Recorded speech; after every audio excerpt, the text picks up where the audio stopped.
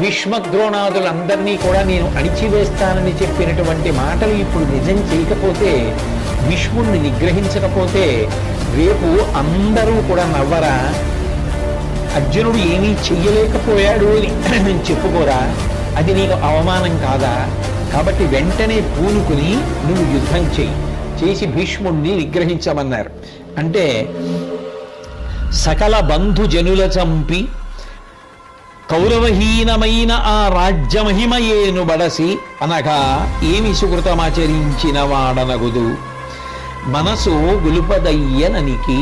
ఉండుండి వైరాగ్యం వస్తుంటుంది అర్జునుడికి కూడా. ఆయన అన్నాడు, అర్జునుడు ఇంతమంది బంధువుల్ని చంపేసి అసలు మా వంశం వాళ్ళన్న వాళ్ళు ఎవ్వరూ లేకుండా చేసేసి, అటు భీష్మాచార్యుల వారు ఇటువైపు వాళ్ళని చంపేసి, నేను విజృంభించి అటువైపు వాళ్ళని చంపేస్తే బంధువులన్న వాళ్ళు లేకుండా అందరూ నశించిపోయిన తర్వాత